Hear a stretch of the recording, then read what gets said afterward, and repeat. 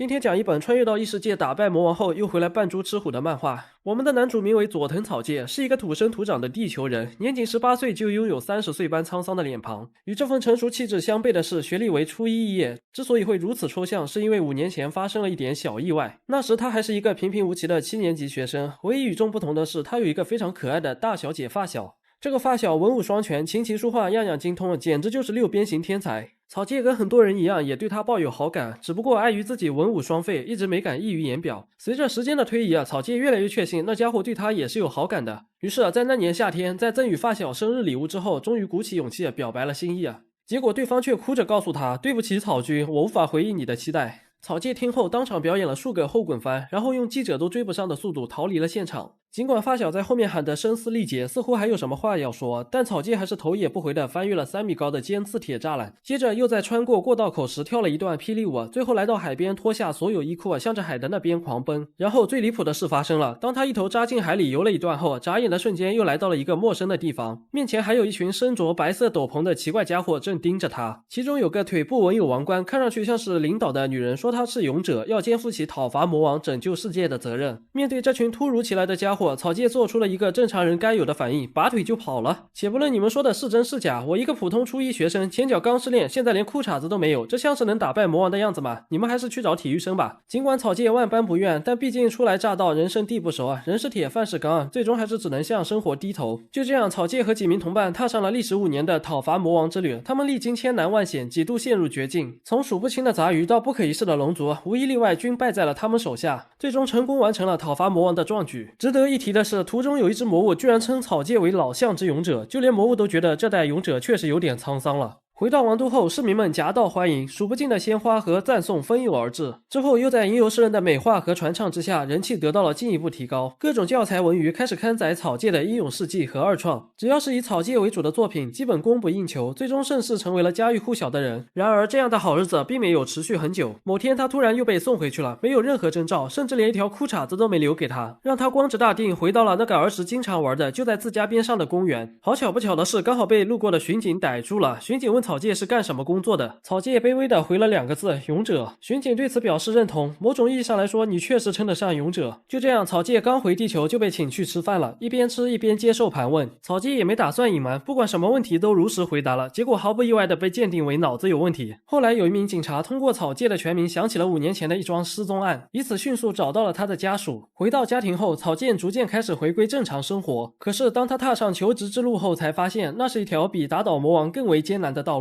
由于自身没有任何特长，就算说了面试官也不信，而且还有小学毕业这个超级低 buff 的加持，因此无论他去哪都得到了同样的结果，一举创下了50连败的惊人战绩。好在最后遇到了一位善良的便利店店长，对方很爽快的接受了他。次日上班途中，偶然间发现有几个壮汉正在纠缠一名弱女子，草介果断出手解围，结果走近一看才发现那名女子居然是发小食神，食神也一眼就认出了草介。几个大汉看到来者是独自一人，便哄堂大笑了起来，因为在他们看来，不论是体格还是人数全都优势在我，怎么输输不了一点。而草介也完全不以为意，作为拯救了异世界的传世英雄，什么大场面没见过，这种杂鱼理都懒得理，直接摆出娴熟的战斗姿态，然后上去一拳被打飞。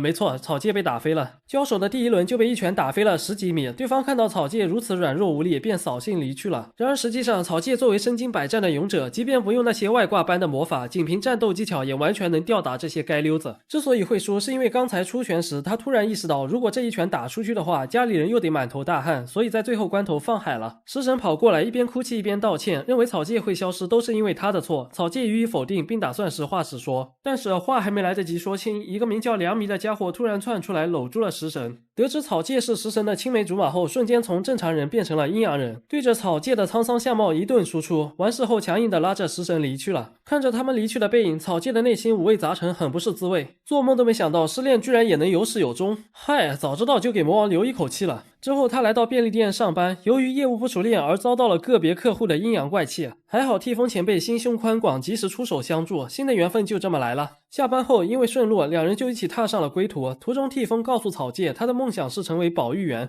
然后又问草介有什么梦想。草介顶着一双死鱼眼回答说，我是废物，没有梦想。然而替风并不认同这个看法，其实我早就看出来了，你是一个经常锻炼的人，这也说明你是一个在努力的人，只要去找就一定能发现适合你的梦想。说话的同时还在不停地 rua 草介的胳膊。对此草介的评价是，简直就是女神啊。随后替风将话题一转，你听说了吗？据说这一带近期有幽灵出没。草芥听后一脸呆滞，一时间不知道该不该相信。因为幽灵这种东西就算放在异世界也是很抽象的。但是紧接着有一股似曾相识的气息从背后猛然袭来，草芥瞬间改变了自己的看法，确实有什么危险的东西在附近徘徊。不过并不是幽灵那种虚无缥缈的东西，而是确确实实存在的魔物。为什么会出现在这个世界就很令人费解了。为以防万一，草芥将替风送到了家门口，这让替风觉得草芥是一个亚萨西的好男人，便主动要了联系方式。草芥送完替风后，转头去追踪气息源头了。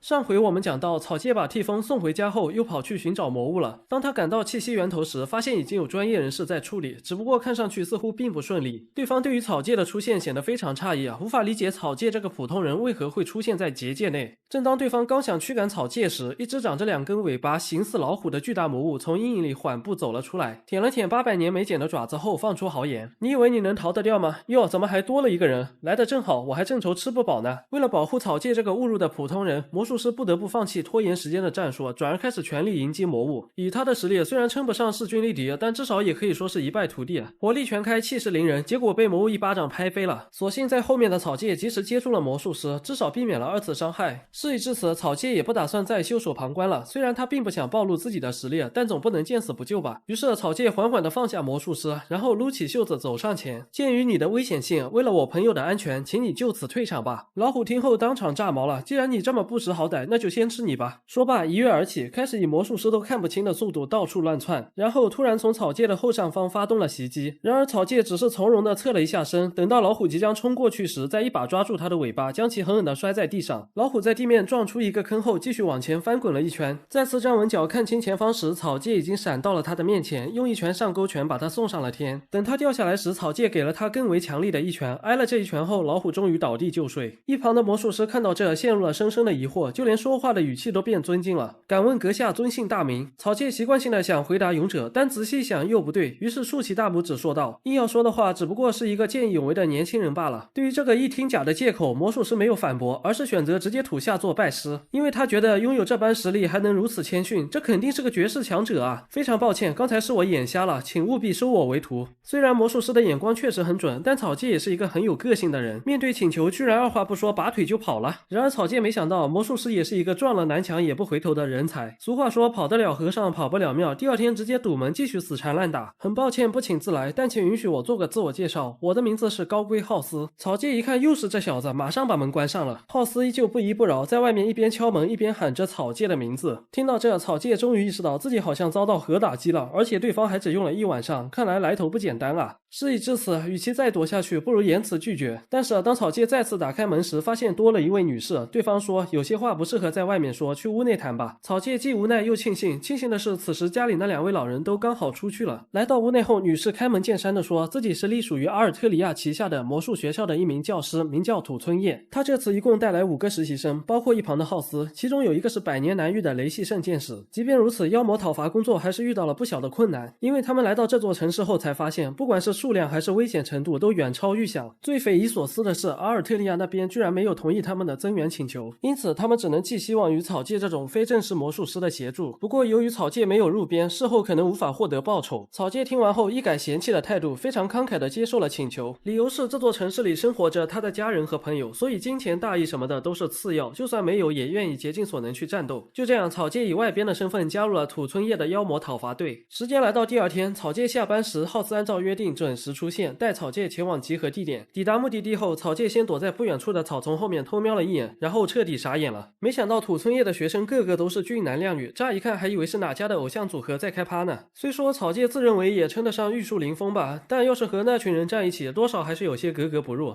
不过这并不是草芥望而却步的原因，真正让他感到头疼的是一个再熟悉不过的可爱女子。没错，正是发小食神。上回我们讲到，草芥抵达集合地点后，由于食神的意外在场，导致他迟迟不敢露面。除了食神以外，那个叫良弥的家伙也在其中。如果直接过去，怕不是又要进行一场唇枪舌战。浩斯看到草芥迟迟不敢上前，便问起了原因。面对浩斯的疑问，草芥直接坦言了实情。浩斯了解了详情后，表示有一个办法。只见他伸出右手食指放到面前，左手放在背后，在短暂的冥想之后，草芥的脸上凭空多出了一个面具。浩斯非常自信地解释说：“这是我最得意的乔装面具，虽然看上去比较简易，但只要不摘下它，基本不存在暴露的可能性。然后就是我对您的称呼也改成老师，这样一来就天衣无缝了。”由于浩斯讲得过于一本正经，以至于草芥一时间萌生了这家伙怕不是笨蛋之类的想法。不过眼下也确实没有其他办法，只能凑合着上了。然而当草芥看到众人瞠目结舌的反应后，终于明白，这支小队中除了浩斯以外，其他人的基本常识和审美还是在线的。其中有个叫美月的双马尾女孩，更是直接对他表达了怀疑和不满。先生，您是不是找错地方了？我们这里可不是马戏团，而且也没有工伤赔偿。我劝您还是赶紧回去吧。一旁的良弥摸了摸美月的头，安抚说：“你先冷静一下。俗话说，人不可貌相，以貌取人这种行为可不好哦。”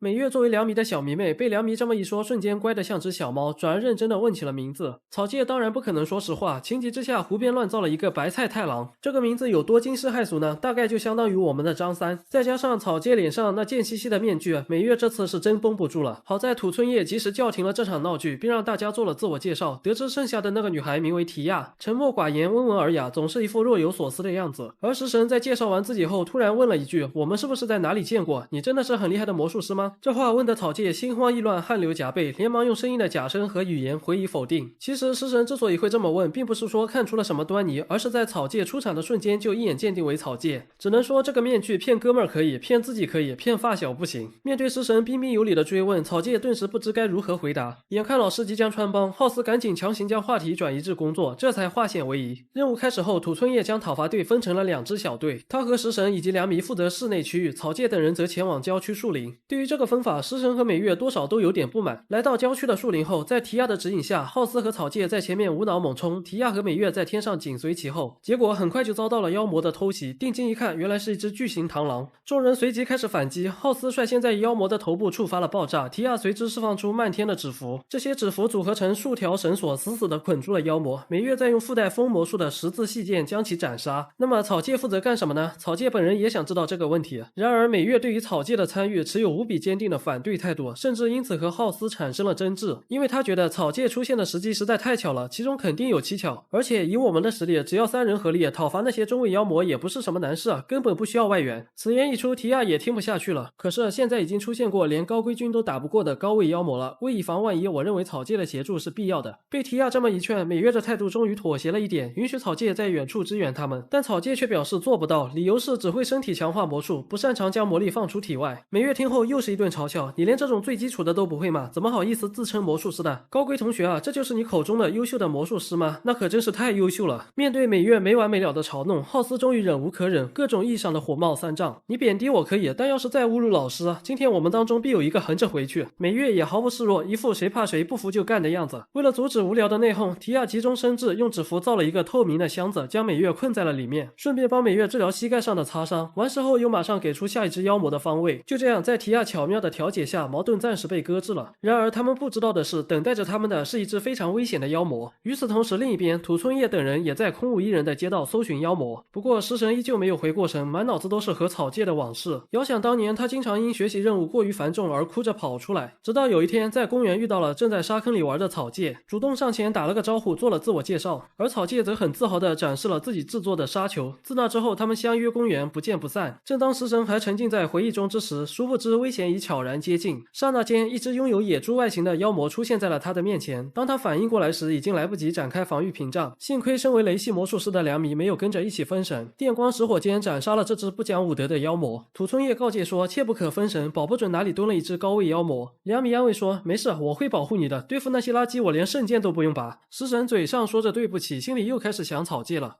书接上回，提亚给出新的位置信息后，美月不顾浩斯的劝阻，毅然决然地撇下队友，全速赶往。浩斯出于安全的考虑，不得不紧随其后，小队因此再度分化。相较于急着跟上去的草芥，提亚就显得冷静许多，只是若无其事地处在原地。草芥问他怎么了，他回了一句谢谢，接着又为美月的无礼道了歉，这让草芥感到很疑惑。不是，你工作认真，待人友善，道歉啥呀？提亚犹豫了一下后说出了实情，原来美月之所以会如此针对草芥，并不是出于个人原因，而是因为他们所处的魔术业界是一个很残酷的世界。虽然正气凛然的魔术师并不少，但与之相对的心术不正的魔术师同样比比皆是，为了自身利益而陷害他人的事件层出不穷。像草芥这样在别人危难之际施以援手还分文不取的魔术师，只能说出门撞大运的概率都比这高。因此提亚希望草芥能谅解美月的冒犯行为。草芥听后对此表示理解，接着转身离去，并稍微摘下面具透了透气。既然你们都觉得我很可疑，那为什么还要将这些事告诉我？提亚回答说，我从未见过高圭君对某人如此敬仰，虽然我也说不太清楚，但感觉您并不是坏人，而且我也很喜欢白菜太郎这个名字。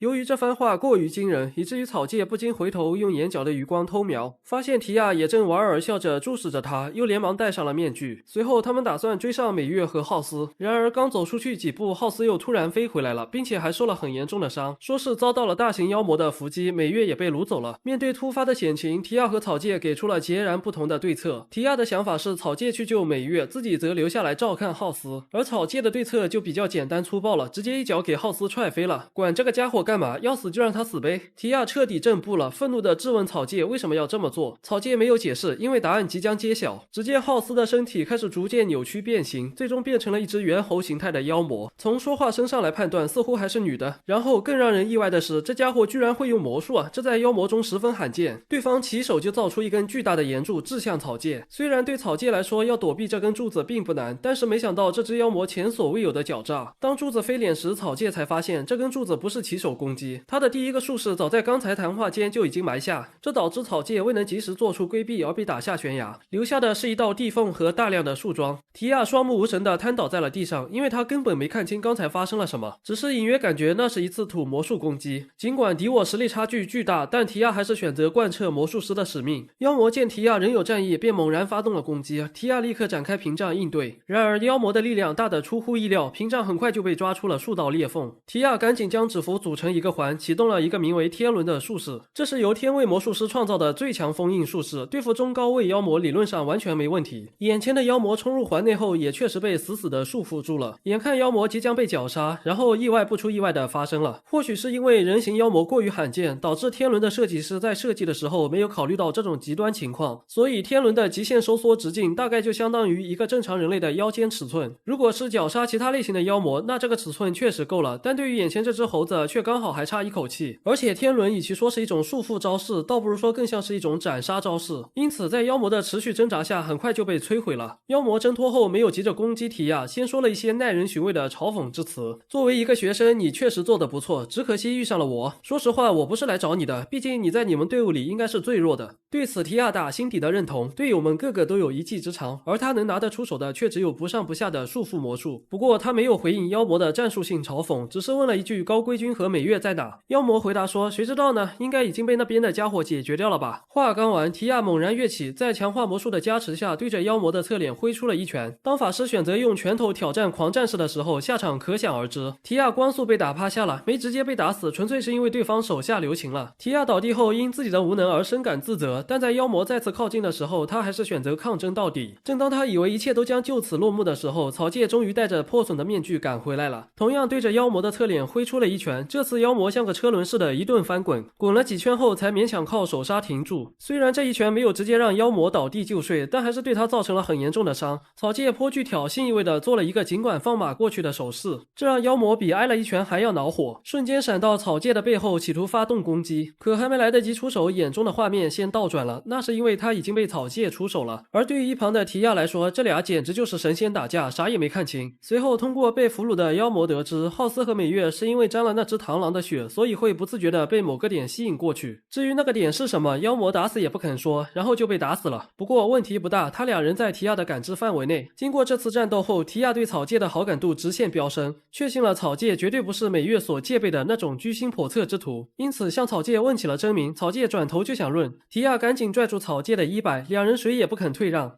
就在这时，妖魔残骸消散的黑烟中突然飘出了一张奇怪的纸符。草芥接过纸符转交给提亚，提亚马上就认出上面画的是一种远程操控的术士。看来在暗处对他们怀有恶意的不只有妖魔，美月的警惕也许是对的。草芥和提亚在找人的同时，浩斯和美月仍在和另外一只猿猴妖魔苦战。尽管两人都使出了浑身解数，战术配合也得到了完美执行，但还是无法填平硬实力上的巨大沟壑。美月在彻底认识到仅凭他们不可能战胜之后，提出先返回和队友会合。浩斯主动表示由他来断后，倔性子的美月当然没有同意，甚至连浩斯的意见都不想听，又擅自挥剑冲向妖魔。就在这时，戏剧性的一幕发生了，草芥突然以超音速狂奔而来，左手一把薅起美月，右手一拳打爆妖魔，入场不到1秒就结束了战斗。浩斯回过神后，欣喜若狂，振臂高呼：“一拳头就完事了，不愧是天下无敌的老师。”而美月则因过于震惊 ，CPU 顿时宕机了，在提亚的解释下，才勉强相信了眼前这个难以置信的事实。随后完成任务的土村叶等人也赶过来了。食神在土村叶的背后探出头看向草芥，由于面具只剩半个，草芥的危机感瞬间爆棚，当场化作一阵疾风，消失在了夜色中。面对这个风一样的男人，满头大汗的美月不禁问了一句：“这到底是何方神仙？”浩斯略显自豪地回答说：“简而言之，人狠话不多，擅长以理服人，是我理想中的魔术师偶像。”众人回到公馆后，提亚迅速总结出了一份报告。土村叶接过报告，扫了几眼后，夸赞大家都是令他感到自豪的优秀学生。可提亚和浩斯却认为，今天能竖着回来，完全是靠草芥的出手相助，而且草芥还当场识破了妖魔的伪装，这也说明他的实力是货真价实的。说到识破伪装，美月也有话要说。当时我也马上发现了端倪，虽然他模仿了提亚的外观和声音，但是我和提亚的羁绊可不止如此。提亚那花香般的体香，我也了如指掌哦。看着一脸自豪的美月，提亚只能无奈地夸了一句：“你也很厉害呢。”接着，土村叶向众人介绍了最后一个讨伐目标，那家伙位于城市边上的小山山顶上，是一只前所未有的大家伙。奇怪的是，他和其他妖魔不一样，几乎不怎么移动，但要是哪天跑到市区里，那绝对会是一场恐怖的灾难。土村叶将偷袭时间定在了明天晚上，参与人员为除了草芥以外的所有人。对于这个决定，浩斯和美月表示无法理解，但土村叶却意味深长地说：“理由是有的，但你们最好还是别知道，只能说那家伙对你们的魔术生涯不会有帮助的。”浩斯听后显得有些不甘心，提亚则脸上多出了几分忧虑。这时良弥站出来安慰说道：“没事的，别担心，到时候我们只要齐心协力，发动个热血沸腾的组合技什么的就行了。”土村叶附和说：“没错，而且你们在面对猿猴妖魔时也不是毫无还手之力，对吧？这次我们全员抱团出击，只要执行好战术和配合，区区妖魔不值一提。你们都是我骄傲的学生，我相信你们一定能留下一个好结局。”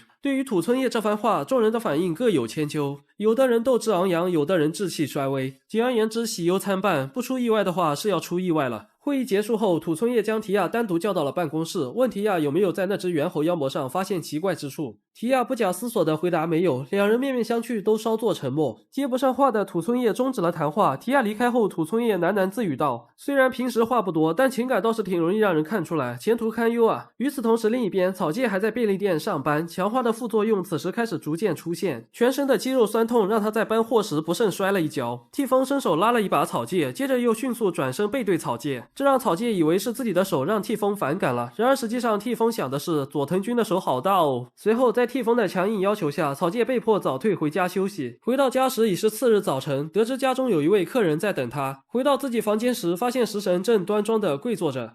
上一期我们讲到，草芥回到家后，意外发现食神已经等候多时。食神先为自己的突然造访表达了歉意，然后又说有件事无论如何都想问草芥。草芥用僵硬的动作走到炕桌的另一边。面对食神的询问，草芥回答说是因为肌肉痛。这句随意的回答给了食神突破口，他直接摊牌质问道：“是因为和妖魔战斗的原因吗？”草芥在惊讶之余想了一下，最终还是决定坦言一切。毕竟食神正如他自己所说的，他家是负责管理此地灵脉的管理者，同时他自身也是一名魔术师，而且现在还成了并肩战斗的队友。因此草芥觉得，如果是食神的话，一定能理解他的异世界奇幻之旅吧。看到草芥终于肯说出实情，食神也终于露出了笑容。随后草芥开始滔滔不绝地讲了起来。其实这4年半的时间里，我去异世界当勇者了，召唤我的是一名公主，然后遇到了很多志同道合的同伴。我的师傅是一个非常严格自称神父的人，多亏了他我才能打败魔王。后来我成为了整个异世界无人不知的传世英雄，数不尽的人想为我树碑立传，但没想到最后又莫名其妙的被送回来了。听到这，食神终于忍不了了，开始大声斥责草芥：“我今天来这不是来听你编故事的，为什么事到如今还要撒谎？知不知道你消失后有多少人在担心你啊？我为了找你穷尽了一切手段，现在还想随便糊弄过去，你就不觉得自己很自私吗？”说着眼泪止不住的往下掉。被食神这么一说，草芥才意识到自己确实太没同理心了。虽然在异世界成为了勇者，打败了魔王，但在地球，在亲朋好友看来，他只是一个因告白失败而擅自消失的混蛋。食神这些年一定满怀悲伤和自责吧。想到这，草芥也开始心生歉意。随后食神拭去泪水，继续说道：“不管怎么样，你无事归来就行。但是对于你会魔术这件事，我不能装作视而不见，请别再说谎了好吗？”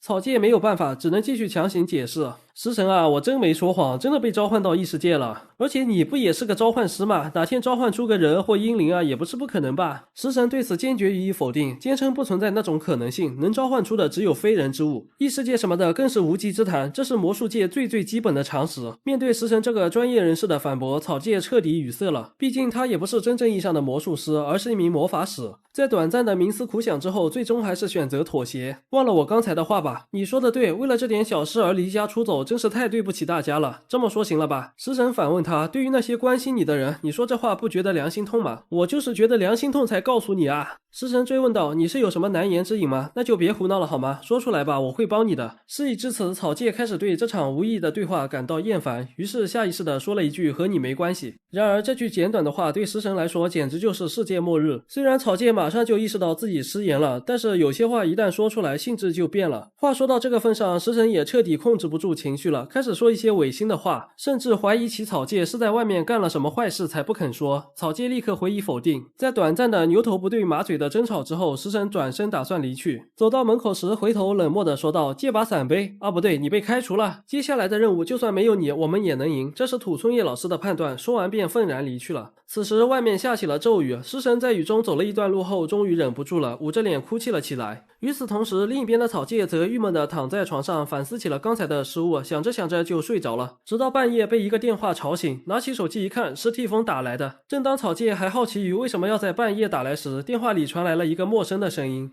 草芥问他是谁，对方戏谑地回答说，手机上不是写着吗？当然是替风酱了。草芥听完后直接震怒，你要是再这么说，我可要生气了。替风小姐可不会用那下水道答辩般的口吻说话，如果是恶作剧的话，我挂断了。对方连忙回答说，别急慢勇者，我知道你想问我是谁，不过这并不重要，我只是来告诉你，那些去讨伐妖魔的家伙现在非常危险，因为他们的对手可能不只有妖魔。反正消息我是给你传到了，平时本体受你的照顾之情一笔勾销，之后你要是再对替风出手，我绝对让你兜不了吃着走。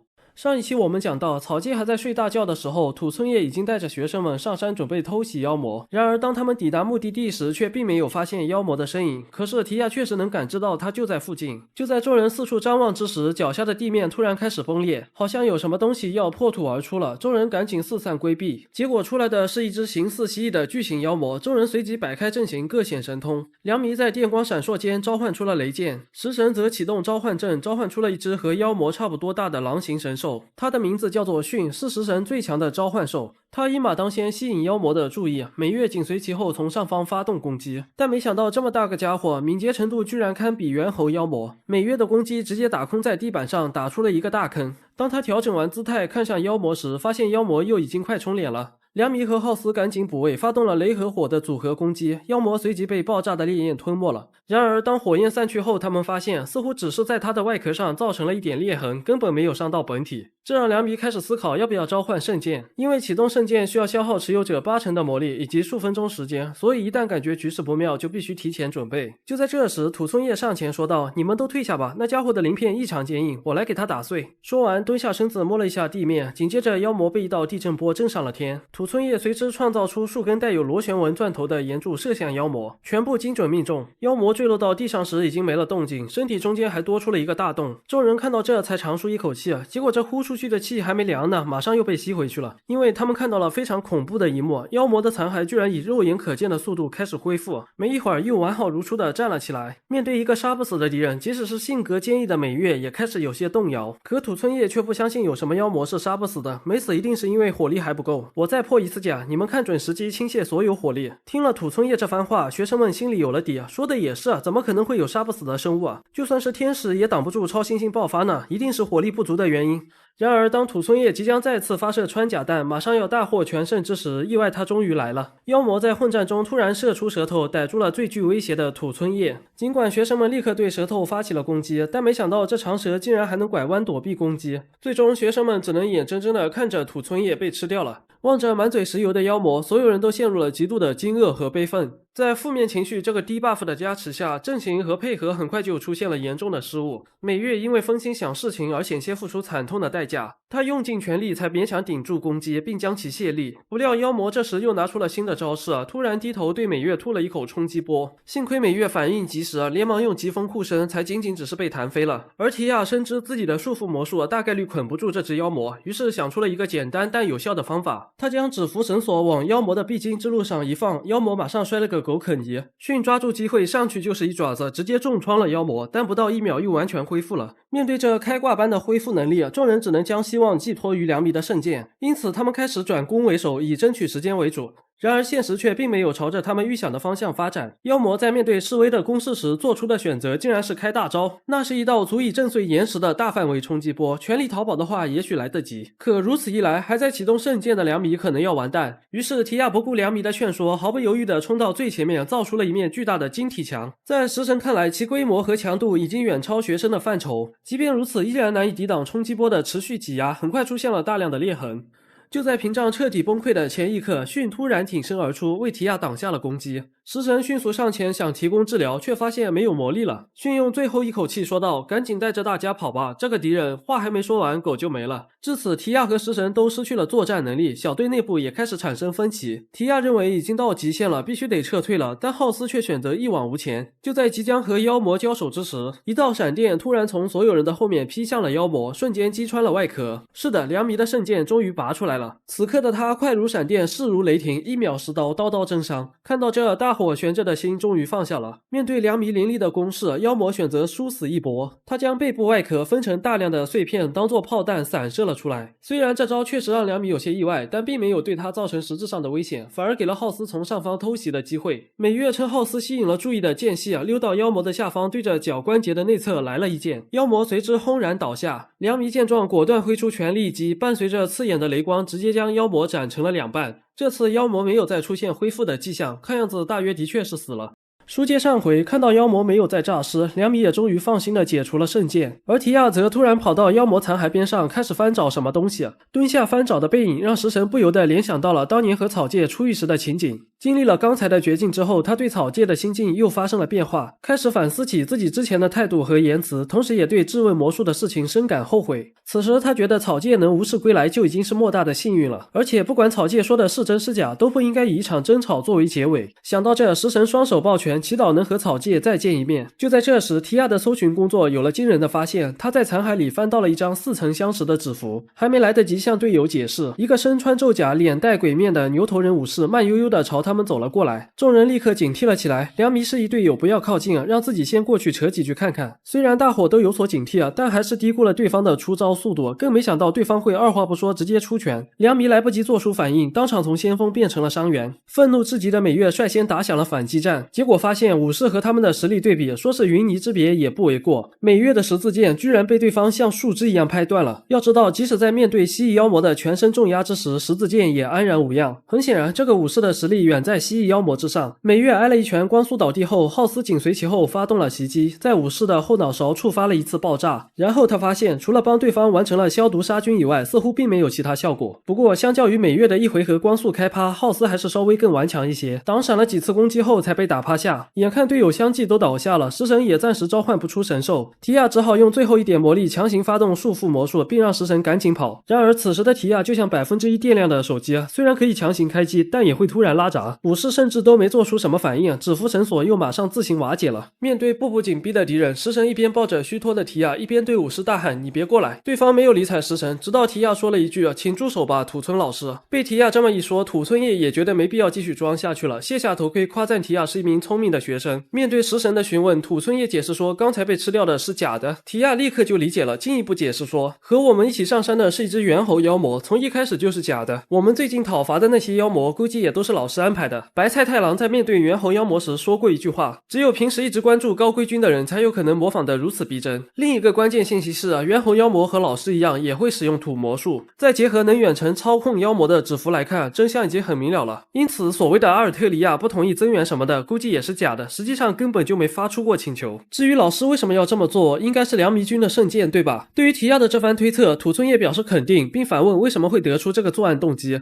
提亚解释说，原因很简单，当时猿猴妖魔要是铁了心杀我的话，我早就死了。之所以没那么做，是因为想抓我作为人质去要挟良迷君吧。但由于计划意外失败，只能启用最后一张底牌，也就是蜥蜴妖魔。可是那只妖魔又太过凶残，不易控制，为防止他误杀良迷君，老师不得不舍弃替身，全心控制。土村叶听后显得有些愉悦，没错，我的目的的确是圣剑，或者说是回收钥匙。说着神色忽然阴沉了下来。我也想问你一个问题啊，既然你知道这么多，那为什么不告诉同伴们？该不会是想说因为相信我这种无聊的话吧？听好了，世界上最无用的词语就是相信。这个世界无论何时何地都充满了虚伪和欺诈，所以说你这种天真的家伙未来堪忧啊。提亚听了这番字字都是快刀的话后，呆滞的流下了眼泪。食神见状赶紧站出来驳斥道，相信尊敬的人有什么不行啊？遇到这么多危险他还是选择相信你啊，知不知道需要多大的勇气和信任？土村叶的回答可以概括为，你说的对，不过眼下的局面他也负有责任。食神一边继续反驳，一边给提亚传输自己刚恢复的魔力。完事后对着土村叶摆出了战斗姿态。土村叶无奈的叹了一口气，说实话我并没有打算杀你们，如果你们投降的话。对此食神的打算是帮助提亚逃跑，但提亚的态度却是威武不能屈，我也要战斗。土村叶问他们，你们是认真的吗？刚才那只妖魔都是我抓来的，不要以为嘴上喊着友情啊羁绊啊未来啊就能战胜我。食神淡定的表示，不管怎么样就是要战斗，今天我要回家，明天我要见人。终于在羁绊的加持下，他俩在第一回合就成功趴下了。本来土村叶都打算走了，结果没想到躺在地上的食神居然还要用石块反击。土村叶马上回去逮着食神的头发把他拎了起来。今天你怎么回事啊？平时不是挺内向的吗？天堂有路你为什么不走啊？当土村叶在问话的时候，食神悄悄地将袖子里的匕首摸了出来，然后猛然挥刀斩断自己的长发。下坠期间，为防止再次被土村叶逮到，他用一个微型冲击波拉开了距离。雨停了，魔力也彻底枯竭了。正当土村叶即将对食神出手之时，一脸茫然的草介慢悠悠地走了过来。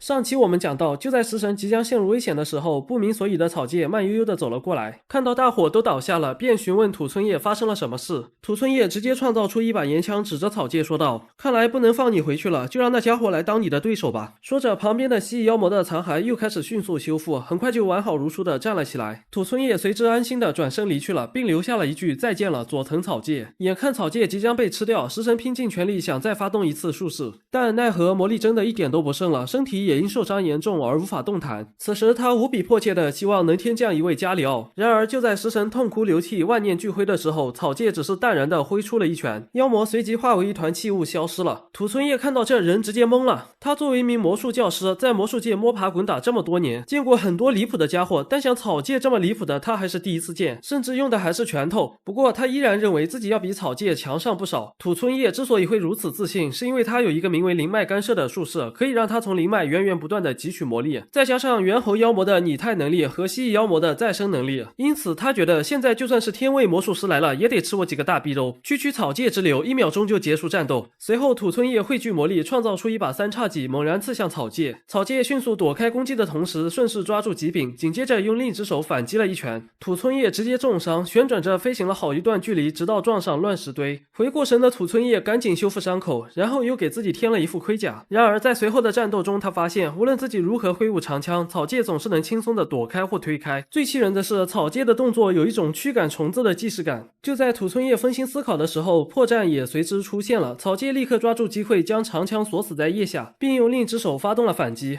就这样，土村叶在1分钟内表演了2次空中飞人，陷入了深深的疑惑。2拳头能打出这伤害，没道理啊！我现在怎么说也算是个顶级魔术师，就算打不过也不至于输这么惨吧？看到土村叶迟迟不站起来，草介催促说道：“赶紧站起来啊！你的水平应该不止这么点吧？”听了这话，土村叶生气极了，发动术式在草介的周围创造出大量三叉戟，然后同时射向草介。虽然草介完全有能力躲避这些攻击，但他为了彰显实力，将他们全部打烂了。完事后还很有礼貌的问了一句：“你的招式结束了吗？”说完突然闪到土村叶的背后，把他摁倒在了地上。事已至此，土村叶终于认清了现实，草介的实力确实在他之上，并且经历过的战斗也比他多。于是猛然挣脱，企图逃跑。草介赶紧追上去，又是一拳，第3次空中飞人表演开始了。不过在空中接第二拳时，被土村叶用重力操控躲开了。眼看打又打不过，逃又逃不掉，土村叶只能拿出底牌放手一搏。因为那招比较伤身劳神，所以不到万不得已一般不用。谈话间，土村叶将魔力的吸收功率调到了最大，灵脉中的魔力开始疯狂地涌向他。一个山岳般的石头人拔地而起，而土村叶则镶嵌在石头人的额头上，以此操控石头人进行战斗。面对这般庞然巨物，草介也开始紧张了起来。倒不是担心打不过，而是对方一拳下来，草介肯定没事，但躺在地上的队友就不一定了。因此接下来的战斗，草介必须格外谨慎。战斗开始后，石头人率先以排山倒海之势砸下大拳头，草介一个后跳轻松躲避后，又马上向前猛冲，同时左拳蓄力待发，而石头人准备的是右手。随着碰撞产生的巨响，石头人的手臂瞬间炸裂成了大量碎石。不过对于背靠灵脉的土村叶来说，这点小伤顷刻间就修复完成。魔力和石头有的是，主打的就是一个持久战。面对一个拥有无限恢复能力的敌人，草介想的是再这么打下去，食神可能会有危险。刚这么想，石头人的右手突然变成了一个巨锤，那个巨锤砸下来的话，估计这一代都得起飞。之前在面对美月的询问时，草介回答说自己不擅长远程支援的招式，其实这句话是半真半假，硬要说的话还是有的，只不过由于威力难以控制，所以无法用于掩护队友。而现在草介终于可以无所顾忌的出招了，在短暂的蓄力之后，一道足以开天辟地的魔力光柱从右拳爆发而出，石头人试图抵抗，但无济于事，很快彻底化为一团灰尘飘向了远方。光柱消失后，在天空留下了几圈涟漪。也许是草介手下留情了，土村叶并没有嘎掉，甚至连衣服都没爆，只是倒地就睡了。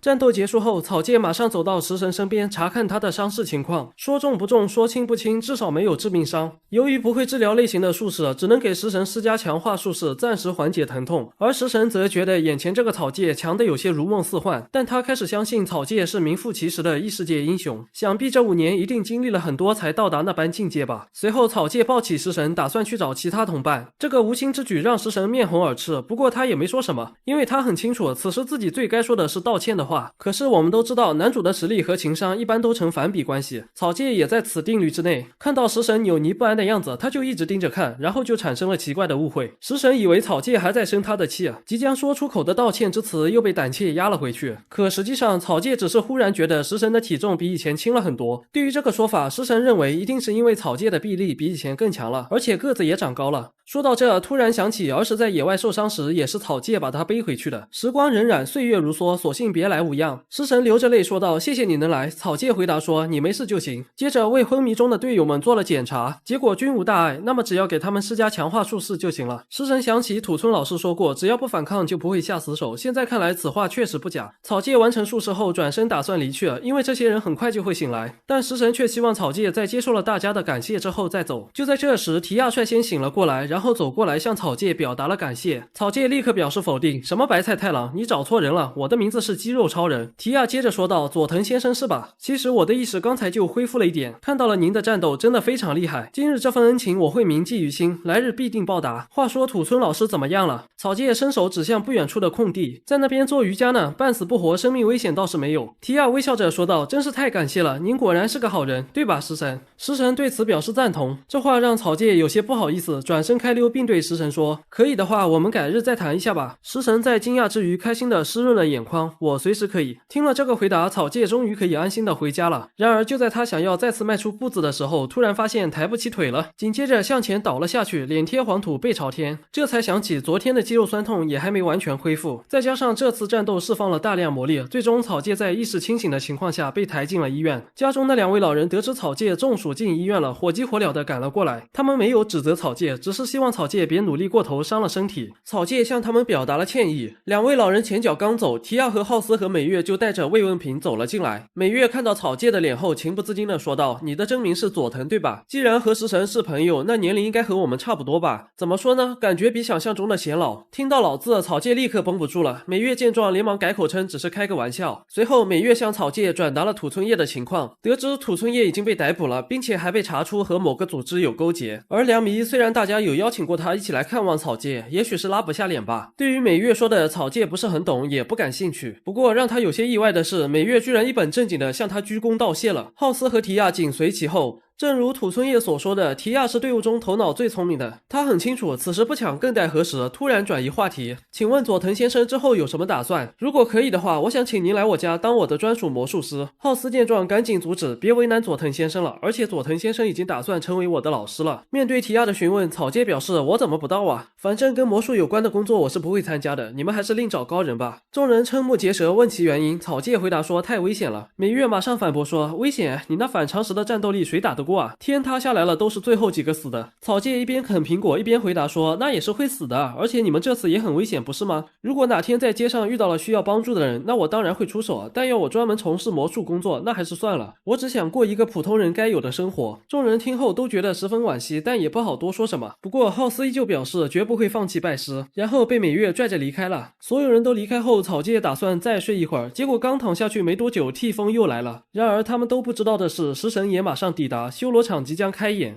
上期我们讲到，提亚的人前脚刚离开，替风又马上出现了，问草介刚才那群学生是不是他的朋友。草介回答说不是，只是认识而已。替风长舒一口气，那可真是太好了。这个回答让草介感到有些疑惑。替风解释说，因为如果是那种人偶般的女孩的话，我感觉自己没胜算啊。话音刚落，马上又意识到说错话了，连忙找补说指的是扳手腕。哦对了，这是店长给你的慰问品，还有我做的葡萄味果冻。草介回以感谢，接着又问替风3天前的深夜是不是打过他电话。替风回答说没有，但一看手机却发现还真有这么一条通话记录，可是那个时间点自己明明已经睡了。看到替风诧异的反应，草介也基本确定是他人所为，但对方为什么要这么做呢？就在草介刚想说点安慰之词的时候，食神突然登场了，在和替风打量了一番后，两个人都惊愕失色。食神是因为被替风的心胸宽广震撼到了，而替风则惊讶于食神那柳腰花态的身材。随后他们都沉默地坐到草介旁边，空气中弥漫着一种令人窒息的尴尬。一会儿后，替风率先打破了寂静，问食神是不是草介的朋友。食神先介绍了自己的全名，然后又说自己和草介从小就认识。听了这话，替风更慌了，又问食神是不是那家著名财阀。食神回以肯定，这个回答让替风的信心打了个折。没想到对方不仅是青梅竹马，还出身罗马，自己完全没有能赢的要素啊。面对替风碎碎念的夸赞，食神回答说我觉得你才是不仅长得可爱，身材又超群。那个请问你的名字是？替风将手放到胸前开始自我介绍，但他没有意识到自己在抬手时不小心晃动了山脉，再一次震撼到了食神。替风在介绍完自己和草介的关系后，随意的说了一句像食神这样可爱的女孩周围肯定有很多男生吧。食神立刻表示否定，但草介紧随其后说道是的，这家伙的男朋友是个超级帅哥。这句莫名其妙的话惊得食神瞠目结舌，而替风则开心的问起了对方是谁。草介想不起来名字，只能描述大致外观。食神立刻就明白草介说的是良弥，连忙站起来解释说男朋友什么的从来没有过，因为家规明令禁止。原来是这样，我还以为。食神继续解释说4年半前的那个夏天，就是我生日那天，我还没来得及解释，草君就跑了。听了这话，草介忽然想起食神当时的反应和回答确实比较暧昧，如果是这个原因的话，一切都合理了。食神接着说道总之要不是那烦人的家规，我早就和草君。此言一出，替风两眼一黑，立刻认识到了事态的严峻，眼看修罗场愈演愈烈。好在这时一名强壮的护士小姐过来提醒了一句这里是医院，请你们安静一些。护士离去后，替风看了一眼手机，发现已经快到晚饭时间了。由于还要去买食材，不得不先离开了。替风离开后，草介和食神都陷入了短暂的沉默，直到草介提起之前的事，再次强调穿越到异世界并非谎言。食神平静地回答说我相信草君，因为草君和土村老师战斗时使用的术士和我们的完全不一样，感觉不像是这个世界的东西，要不是亲眼所见，我都无法想象。因此如果那天我要是能拜托草君展示魔术的话，对此草介持有不同看法。不是啊，当时想感人的是我啊，而且这么天马行空的理由真的可以吗？草介之所以会问这一句，是因为担心食神做出的是无奈的妥协，但食神却回答说我终于明白了，比起理由什么的，草介的想法更为重要。连那种事都不懂，我的确太不成熟太任性了。事到如今说这个可能有点晚，草君当时真的。眼看食神即将说出道歉之词，草介赶紧低头抢先道歉，并希望获得原谅。结果没想到食神当场泪如决堤，连说3次对不起后开始陈述自己的错误。就这样，在经历了争吵和危机之后，随着食神的一句欢迎回来，这对青梅竹马又重归于好了。自那之后，草介又回到了平平无奇的日常生活。如果硬要说有什么不同的话，也就提亚给他寄了一叠信，信中除去感谢之词以外，还写了对于重逢之日的期待。然而提亚做梦都没想到，这份期待即将在草介不情愿的情况下被完成。这天，一名看上去像是职场女强人的陌生女士敲开了草介家的大门，对方在确认了草介的名字后递过来一张名片。草介接过来看了一眼，确实是个女强人，只不过这个职场有点特殊，出。草芥还没来得及问他情况，就被戴上了一副魔术手铐，然后被带走了。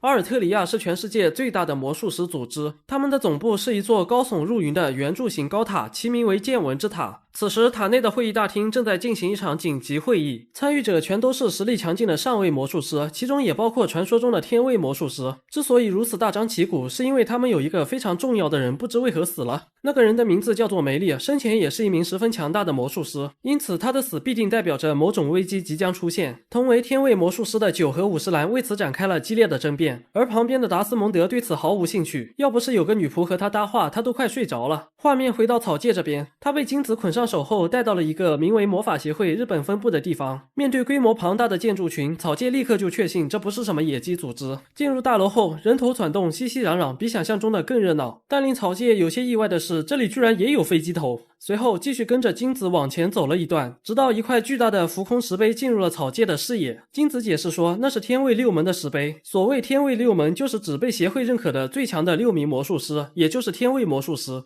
草芥看向石碑上的碑文，是一种没见过的文字，但不知为何能理解其中的意思。除去3句不明觉厉的话以外，还有6位天位魔术师的称号，序列2到6分别是众月、山域、狂戒、利人行、不死猫。什么？你问序列1去哪了？草芥也想知道这个问题。而金子的回答是那个位置现在无人。接着草芥跟着金子来到了审讯室，草芥问金子自己到底犯了什么罪，金子说他犯了无证使用魔术的罪。他们有接到报告，草芥在和土村叶战斗时使用了高强度的强化术式，并且经过调查发现草芥是一名未登录的魔术师，因此他们不能坐视不管。对于这个罪名，草芥一时间想不到辩解理由，毕竟在异世界用魔法可不需要什么资格。不过草芥也不是不能理解他们的做法，因为就连他自己也觉得这是一份极其危险的力量。看到草芥目瞪口呆的反应，金子继续解释说，我们是世界魔法机关阿尔特里亚，负责处理和魔术相关的所有事务，而这里是执行局，专门用于处刑魔术罪犯的地方。顺便一提，阿尔特里亚旗下的魔术师大概有20万人，约占总人数的70%。草芥问他，那剩下的30%呢？他们的罪行你们不管吗？金子回答说，不管是否加入阿尔特里亚，考取资格是所有魔术师的义务。魔术师想要获得资格，必须先在魔术学校学习7年，毕业时可以获得2级魔术师的阶位。之后随着阶位的提升，阿尔特里亚给予的报酬待遇也会随之提升。解释完后，问草芥是否还有疑问。草芥沉默不语，他在思考如何让自己免于罪责。金子开门见山地问草芥，魔术是从哪里学的？俗话说事不过3，有了前2次的经历，草芥的第一反应是异世界这事绝对不能说，于是回了一句天赋异禀，自然成才。对于这个回答，金子承认那样的魔术师确实不少，那种情况的话，阿尔特里亚可以提供庇护。说着突然指向草芥，但很遗憾您不行，因为您从几年前开始下落不明，直到近期才回来。汗流浃背的草芥只能继续嘴硬，没有那段时间的记忆，魔术也是不知不觉中就会了。金子在逼问无果后叹了一口气，一改态度让草芥不必如此警惕。说实话，我对您是怀有感谢之情的，是您出手救了我们的学生，如果能好好配合审查的话，我一定尽力帮您回到正常生活。听了这话，草芥感觉金子是一个真诚善良的人，对于这种真诚的人，自己也应该坦诚相待。好吧，全部告诉你吧。然后草芥就被扔进牢房了，终究还是错付了。就在草芥垂头丧气怀疑人生的时候，九突然出现了，并向草芥打了个招呼。草芥立刻警惕了起来，因为直到他走到牢门前都没能察觉到他的存在，因此草芥断定此人绝非泛泛之辈。看到草芥神情严肃，九诙谐地说道，别露出那种表情嘛，我不是什么可疑人士啦。听说你是异世界的勇者，可以具体讲一下吗？对于这种奇怪的家伙，草芥心想还是无视比较好，于是直接背对九倒头就睡。可九却表示自己有能力放草芥出来。草芥猛然起身看向九，九见状会心一笑，那种好懂的性格我很喜欢哦。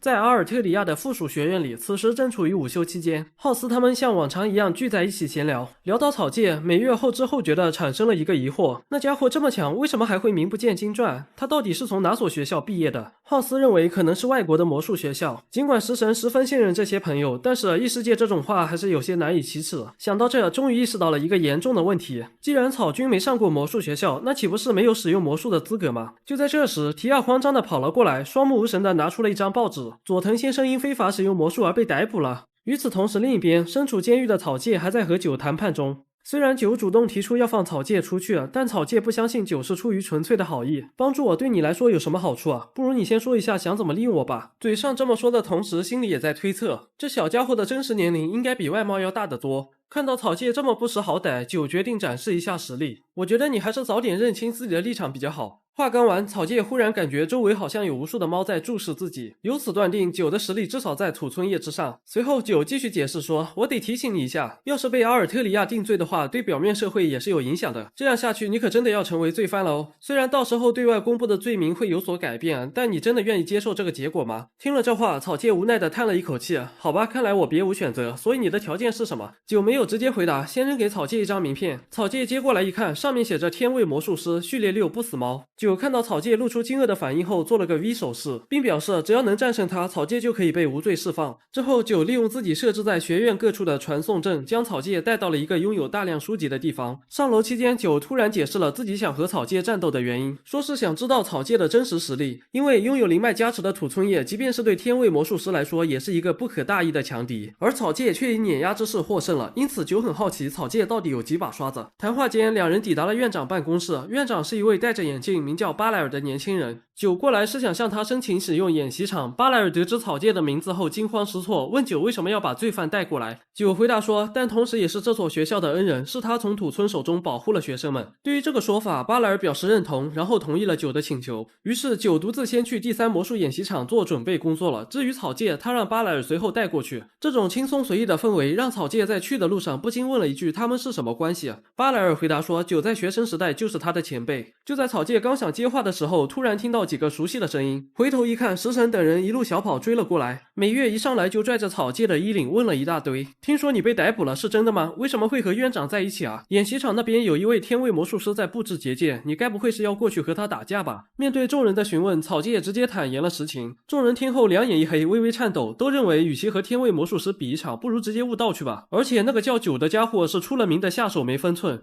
面对大家的好心相劝，草介最终还是选择背向他们，以挥手的姿态离去了。来到演习场，九的结界已经布置完成。随着学生之间的奔走相告，赶来观战的人越来越多。身为教师的奇门得知后，立刻赶过来打断了这场比试。因为他之前挑战九输得很惨，但是经过多年修炼，他现在又觉得自己行了。令草介有些意外的是，这家伙居然也是一个强化战士。他发动术式后，迅猛地向着九冲去，同时右拳蓄力待发，而九只是回了一句喵，然后用一个侧跳轻松地躲过了攻击。就在和奇门擦肩而过时，突然发动了一个名为猫扣的术式，在奇门背后轻轻一指，奇门瞬间像个3维弹球似的在结界内疯狂弹射，最终重重地砸在地面上，不省人事了。虽然奇门今天依旧输得很惨，但是在场所有学生都明白奇门的实力并不弱。然而在天位魔术师面前，还是跟玩具似的。看到这，食神刚放下的心终于又悬着了，而提亚又开始祈祷了。几乎所有观众都认为草介就是下一个玩具罢了，说不定小命都没了。九招手示意说，来吧，勇者君。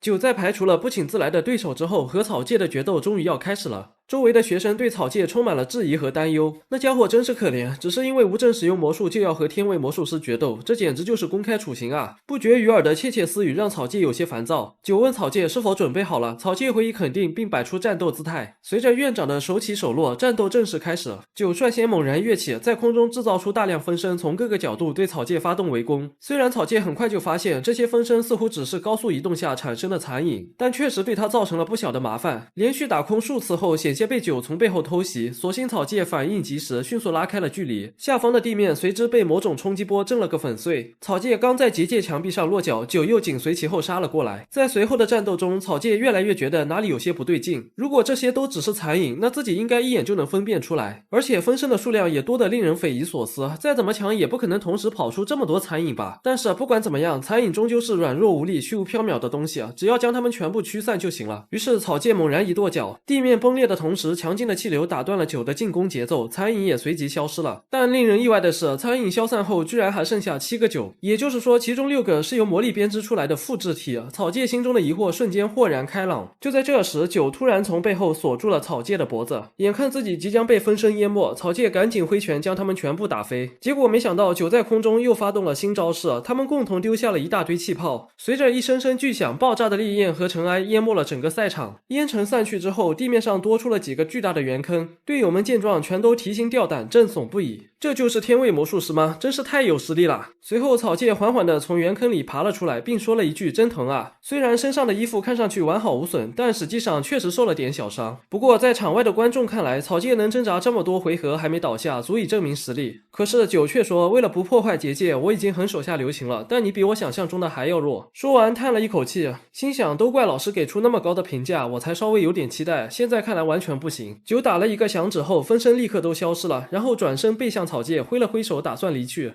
那就到此为止吧，再打下去你会死的。草芥让九等一下，九回头问草芥，难道你还要继续吗？草芥回以肯定。平凡的日常真的有这么重要吗？眼神倒是不错，但是我对那种热血的剧情并不是很感兴趣啊，那就速战速决吧。说完，他的周围又出现大量分身。据他解释，这些分身全都是实体，并且还能共享感官接收到的信息，每一个都能独立思考，这是独属于他的特殊术式。接着对草芥发动了围攻，突进的路上还分出了一群残影，但在实际交手之后，九陷入了疑惑，因为草芥就跟换了个人似的，总是能预判到他的偷袭。刚才的草芥给人的感觉是靠反应硬顶，而此刻的草芥完全是一副游刃有余的样子，甚至还能抓住间隙突然反击。虽然九躲开了攻击，但身后的结界却跟纸糊的一样，一碰就碎。看到这，九终于明白这家伙刚才压根就没使出全力。不过问题不大，那家伙应该不会大范围的攻击术士，只要没有强力的广域攻击术士，胜利的天平终将倒向这边。九是这么认为的。然而就在下一秒，他的视线突然和草芥对上了，还没来得及做出下一个动作，就被草芥一把扼住了喉咙。此时草芥想的是，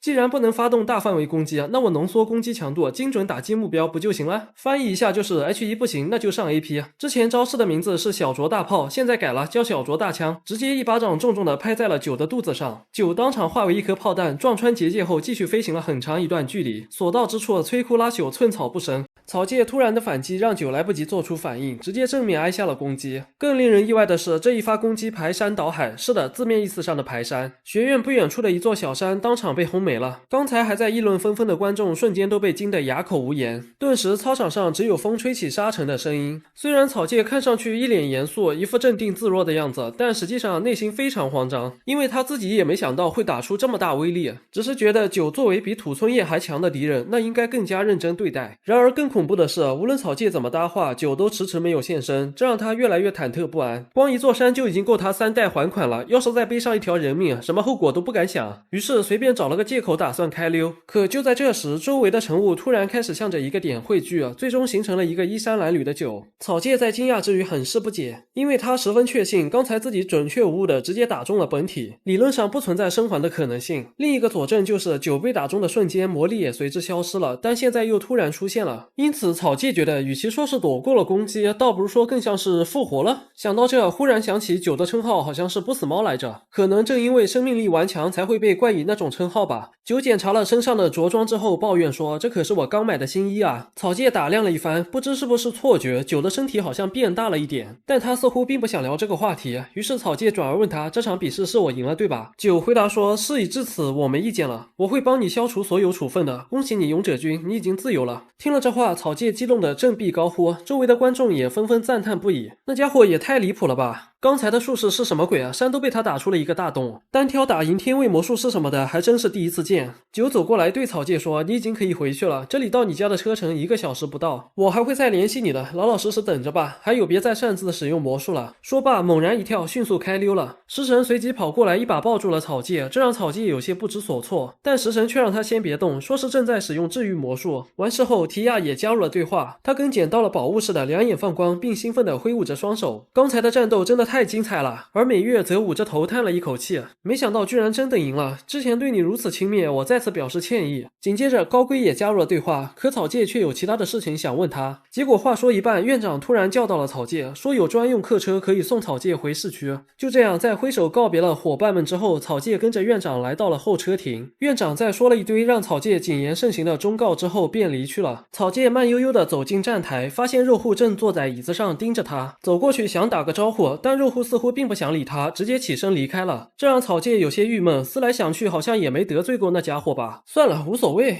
随后，草芥坐上了回市区的公交，车上他一直在想刚才战斗中的可疑之处。九在遭受攻击后，魔力也随即消失了，毫无疑问，确实是死了的。难不成地球的魔术系统中存在起死回生的术士？感觉不太可能。猛然想起虎形态妖魔和九一样，也用魔力包裹身体，为什么妖魔也能做到那种事？还有，他为什么会知道学员距离我家的车程不到1小时？也就是说，这家伙在此之前就知道我的事情了。时间来到第二天，草芥准时来到便利店报道。替风看到草芥还在打哈欠，便劝说其不必太勉强，要是身体不舒服就悄悄地告诉他。草芥不禁感叹，这就是女神啊！随后店长将所有职员召集到一起，向大家介绍了一位新人。有新人入职，这本来是一件很平常的事，可问题是这位新人有点太特殊了，直接让草芥两眼一黑。他就是自称是从英国来日本留学的九，还故意装作不认识草芥，然后以后辈的身份主动向草芥和替风搭话。替风觉得九是一个非常可爱的后辈，但草芥并不这么认为，他只想知道那家伙到底在打什么算盘。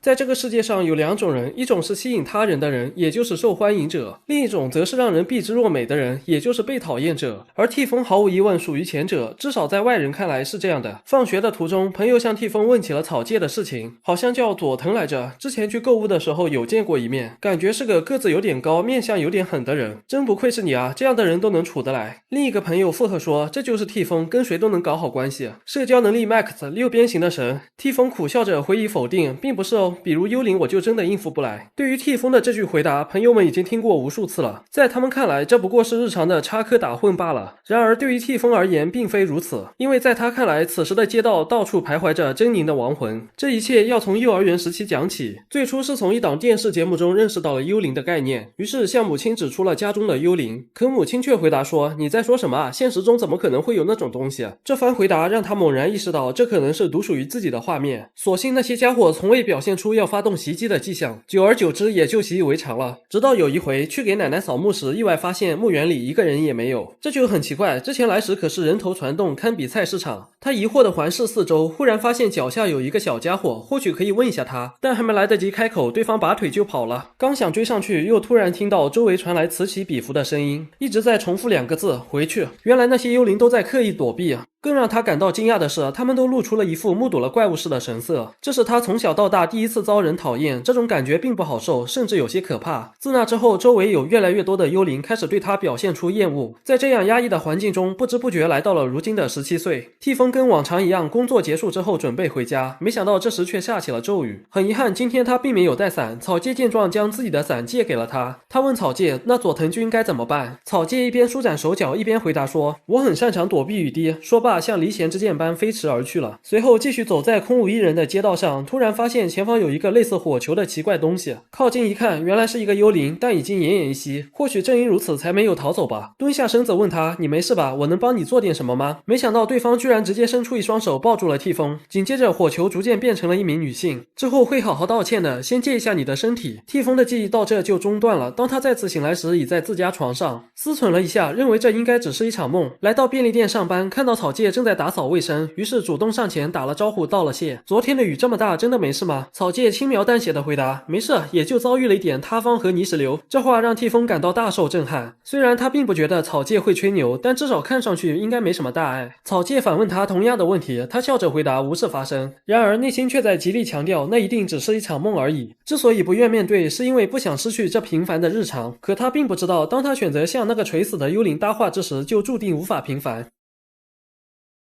在小梅镇的郊外，有一片与周围森林格格不入、气势恢宏的建筑群。这里的主人名为食神奇幻，也就是食神的爷爷。此时，食神正一脸生无可恋地跪坐在家中，和父母一起听取了爷爷对他的未来规划。今天早上联系过支部那边了，对方答应得很干脆啊，到时候别忘了和他们道个谢。接着母亲问食神，那就这么定了，可以吧？父亲则神情凝重，若有所思。对此，食神没有反对，也没有勇气反对，一切都是为了你的将来，过段时间就习惯了。等你毕业就立刻出发，趁现在好好和朋友们道个别吧。要说的就这么多，你下去吧。食神起身鞠了一躬便离开了。一会儿后，背后突然传来急促的脚步声，原来是父亲追上来了。你真的愿意接受这样的安排吗？虽然父亲这话问得和母亲差不多，但是从神色上来看，很明显两者的心情并不相同，所以食神选择如实回答。说实话，我无法接受这样的安排，可事到如今都已尘埃落定，夏天也快结束了。与此同时，另一边的商场里，九满头大汗的躺在替风的腿上，看着半边天花板，抱怨热死了。草芥听后忍不住吐槽道：“有这么夸张吗？现在都9月中旬了。”替风认为九应该是刚来日本，还没适应这里的环境。我去给你拿杯水吧。替风前脚刚走，九又马上开始抱怨。草芥问他：“所以你为什么要来日本呢？”九回答：“就是普通的出差而已啊。天位魔术师可是很忙的。”面对草芥的追问，九表示无法透露详情，这让草芥开始更加怀疑九居心叵测。转眼又过了10天。经过这些天的观察，草芥越来越确信九是怀着某种目的接近他的，因为九这几天真就只是在工作。一个天位魔术师跑来当服务员，属实有点太抽象了。时间来到晚上，草芥回到家时，意外得知屋内有客人在等他，怀着一股似曾相识的感觉，谨慎地打开了自己房间的门。原来是金子女士。金子看到草芥后主动打了个招呼，草芥还没来得及询问，背后的门又突然被拉开了。回头一看，竟然是九。晚上好啊，真是抱歉小金，不小心迷路了。对于这个家伙，草芥一句话都不想说，直接关上了房门。但下一秒又被九拉开了。好过分啊，勇者君，姐姐我特意来陪你玩。草芥显得有些不耐烦，这个时间点你来干什么啊？话音刚落，食神也来了。就这样，在这个寸土尺地的寝室内，居然同时存在3位女性，而且她们还互相认识。在短暂的插科打诨之后，金子讲起了正事，关于佐藤先生的待遇问题。就结果而言，完全放您自由是不可能的。草芥听后心头一震，躺在床上的九接着说道：“你连这个世界的基本常识都有很多不知道，肯定不能就这样把你放回社会啊！”以上是阿尔特利亚得出的结论。听了这话，草芥感到有些生气啊，不是啊，这怎么跟说好的不一样啊？九回答说：“我认为是可以的啊。”金子用手按着额头，无奈地叹了一口气。在我们的交涉之下，阿尔特利亚已经将您认定为了保护对象，负责管理您的是以九为中心的退魔集团，俗称猫组。食神听后显得非常诧异，因为这是一支由九和特级魔术师构成的精锐小队，人数虽少，但实力极强。在草芥获得2级魔术师的头衔之前，会一直被这个组织管理。在食神的劝说下，草芥最终还是接受了这个方案，但提出了一个条件，绝对不要把我家人卷入进来，这一点不容妥协。金子解释说：“放心吧，我们的原则也是尽量不要和一般人接触。”是吗？那太好了。所以我加入猫组后需要做什么呢？九回答说：“很简单的，也就偶尔做一些阿尔特利亚发布的任务。”草芥接着问：“那学校不用去了吗？魔术许可证怎么办啊？”金子回答说：“被多位特级魔术师推荐的话，确实不用去。食神就是一个很好的例子，他3年前就已经获得了2级资格，而且像他这种和高位神兽签约的稀有魔术师，去哪都非常抢手。”以上就是报告的全部内容了，我们回去吧。九招手示意草芥靠近他，说是有个东西要给草芥。这什么啊？猫猫头瓶盖？九自满的订正道：“猫组的试针。”哼，这不就是一个瓶盖吗？九戳了戳草芥的脸颊，警告说：“都说了是试针，信不信我揍你？”说着翻开自己的衣领，指着里面的试针，所有组员都有的，很可爱吧？对此，草芥的评价是：土死了。好啊，勇者君，你脑子正常吗？这可是震撼全美的设计啊，你说对吧，小金？这话差点让金子忍俊不禁，连忙转过头吐槽说：“外观太过幼稚。”临走前，金子给了草芥一封信，说是让他在3天后的晚上去一个地方，具体详情见信内。金子和九离开后，食神先为自己的夜晚造访表达了歉意，然后突然开始提起往事。以前我经常和草君在这个房间玩游戏、扑克、看电影，还有那个泥团子。说着，视线移向草芥背后柜子上的玻璃瓶，真是令人怀念呢。是以前给我展示过的那个，对吧？草芥回头看向泥团子，非常清楚地记得制作于和食神出狱的那天。要是没有遇到草芥的话，我应该一直都是阴沉的性格，一个朋友也没有。是吗？我觉得你实际上挺擅长交际的，就算没有我也没问题。食神稍作沉默之后回答：“没有那回事，我真的非常感谢草君。”聊到这，草芥开始发觉食神似乎有些异常，因此当食神提出2个人一起去很远的地方旅行之时，直接问他遇到了什么事。食神黯然神伤的回答：“毕业之后我要前往意大利了，这是父母的决定，我不能忤逆，因为我也是食神家的人，是时候说再见了。”食神告诉草芥，超过60%的魔术师从学校毕业后会选择成为妖魔退治师。西欧那边已经开始召集实力强劲的魔术师来应对即将到来的各种危险妖魔。目前已知的妖魔可以大致分为2类，一种是由地脉紊乱产生的杂种妖魔，另一种魔法生命体则是地球的原住民。还可以进一步细分为恶魔和神兽，对人类的态度也各不相同。比较友善的神兽可以通过契约成为召唤魔。阿尔特利亚的意大利支部就是他未来的工作地点，这是家长做出的决定。神兽的力量虽然十分强大，但性格都比较孤僻，难以沟通，因此成功缔结契约的召唤师寥寥无几。他作为数量极少的召唤师，自然就被调往了西欧。听到这，草芥忽然想起，异世界好像就只有1名召唤师来着。食神低着头解释道：“一般来说，和一只神兽缔结契约就已经很厉害了。然而天位六门序列3的50蓝，尽管年事已高，但依然能随意控制8只召唤魔，是毋庸置疑的召唤师王者。草芥一边喝茶一边心想，序列3比序列6的9还要强吗？经过这几年在学校的修行，我也和3只神兽缔结了契约。草芥一脸惊讶地夸赞说：“3只，你也很厉害嘛！这样下去，超越序列3的老头子不是问题喽。”食神连忙挥手表示否定，略显惭愧地解释说：“我连人类朋友都没几个，为了让神兽们敞开心扉，真的费了好大的劲儿。”听了这话，草芥对食神的努力表达了肯定。食神微微鞠躬并表示感谢，然后坦言自己一直有一个梦想，成为一名御妖师，工作内容是保护那些误入人类社会的神兽和魔兽，和他们建立对话并和谐相处。虽然偶尔也会讨伐极具攻击性的杂种妖魔，但对于那些能够理性沟通的妖魔，他相信自己的治愈术一定能帮到他们。草芥认为这是一个不错的梦想，可食神却突然变回了沮丧脸，说日本并没有这个职业，家长也不同意。当他得知要去意大利时，立马向父母表示了拒绝，并坦言了御妖师的梦想。然而母亲听后却只是平静地回以否定，连理由都不说便离开了。于是又找到了爷爷，结果得到的回答却是食神家出来的魔术师必须成为退魔师。面对威仪赫赫的一家之主，他噤若寒蝉，不敢顶撞，但是并没有就此放弃。为了得到家长的认可，开始更加努力地钻研魔术，最终成功登顶成绩榜第1，也因此有了和家长协商的余地。经过协商，他可以留在国内，但条件是必须在毕业之前拿到1级魔术师的资格。于是他开始大量接取学生专用任务，很快就晋升至了2级魔术师。然而就在即将晋升至1级魔术师的时候，土村叶的突然背叛把最后一个任务搞砸了，还剩不到2个月就毕业了，已经来不及了，大局已定。草芥听完后也低着头稍作沉默，然后问他：“你真的愿意接受这样的结果吗？”食神没有回答，难过的闭上了眼睛。见此情形，草芥难抑心中愤愤不平，拳头猛地捶在桌子上，想帮食神做点什么，思来想去也没个主意，毕竟是别人的家事。既然束手无策，那就把自己的想法传达给食神吧。正当草芥即将说出自己的真实想法之际，一个熟悉的声音打断了他，窗户也随即被打开了，居然是酒和金子。你的苦衷我了解了，似乎是一件麻烦事呢。不用担心，我会帮你解决的。话音刚落，无语至极的草芥试图关上窗户，酒直接用身体卡在中间。就这样，2位刚离开不久的不速之客又回到了草芥的房间。面对质问，金子表示自己已经阻止过了，酒则认为草芥后续肯定会找金子商议此事，反正结果都一样。被猜中的草芥只能无奈地叹了一口气。随后酒转而向食神搭话，说自己可以帮他晋升至1级。食神和草芥对此显得将信将疑。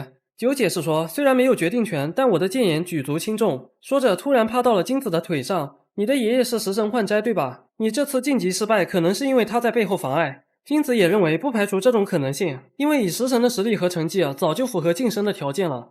听了这番推测，食神一脸困惑地陷入了沉思。草芥也无法理解，不仅妨碍孙女晋升，还打算把她送去和危险的魔物战斗，这老登咋想的？草芥问酒，所以你打算怎么办？酒上前一把搭住食神的肩膀，你也加入猫组吧。来我们这工作的话，很快就能晋升至1级魔术师，毕业后也有保障，幻斋也应该会接受的。像你这样的医才，我们非常欢迎哦。对你我都是很不错的提案吧，所以你的回答是？对此食神显得十分苦恼，说不知道爷爷是否会同意。食神这副扭捏的样子让酒顿感恼火，伸出双手按住食神的脸颊，一转犀利的眼神和语气：喂，给我干脆一点，你不想让他大吃一惊吗？食神没有回答，气氛瞬间变得僵硬。草芥赶紧上前制止了酒的无理行为。食神经过短暂的思考，最终决定接受酒的提案。得到这个回答后，酒又露出了笑容，回去拍了拍食神的肩膀：欢迎你，食神，你家里那边我会帮你搞定的。食神鞠躬回以感谢。金子和酒离开后，食神紧随其后，也打算告辞。草芥提出要送他回去，并排走在被夜色笼罩的街道上。草芥率先说了句：能找到对策真是太好了。食神回答说：是啊，没想到居然会发展成这样，幸亏来了一趟草君家，看来我的梦想可能不用放弃了。